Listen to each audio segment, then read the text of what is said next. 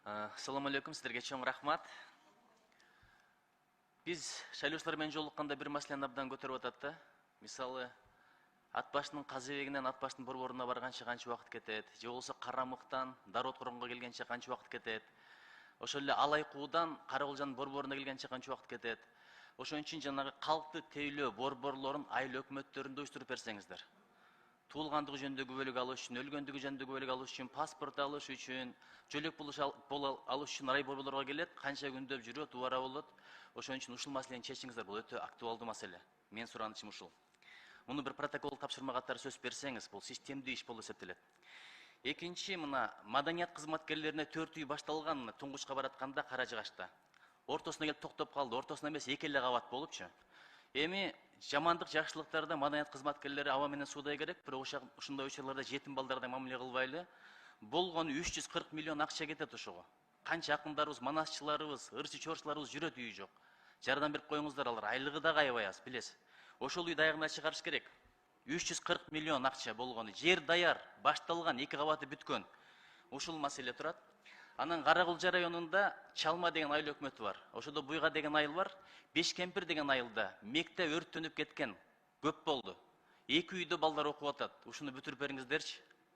Бүтүрүп бериңиздерчи, бул үйдө окуп атышат балдар. Анан ошол эле Бешкемпир айылы, анан Орто Тала деген айылдар бар. Мурда Союздун учурунда бийик тоол аймакка кирип 15% алчу эле, анан кайрадан бөлүм чыккандан кийин эмнегедир албай калды. Бүт ушу бийик тоолуу аймактар деген маселени карап чыгыш керек. Комиссия иштетилген, алар деле балким коррупцияга аралашканбы? Алайкуудагы айылдардан бери кирбей калыптыр. Кыргызстанда мындай окуялар аябай көп. Ушуну бир ревизия кылыш керек, инвентаризация кылыш керек. Кийинкиси, мына ушул Нокен тарапта Базар Оронго чейин жеткен Чыңгыз Айтматов деген канал бар. Ошол каналды бүтүрүңүздөрчү, анткени 18 000 гектар жерге суу чыгат эгерде ошол каналды бүтүрө турган болсок. Мен ушуну суранат элем. Суу чыккандан кийин бул дыйкандарга абдан пайда, өнүмдүүлүк, жумуш орундарынын түзүлүшү, береке, ушуга маани береличи. Айтматовдун эстелигине бир таш тургузганга, айкел тургузганга канчалаган миллион бөлүнүп атат. Ошондон көрө эстеликти ушундай канал менен кылалы, маданият үйү менен кылалы, башка менен кылалы деген маселе да.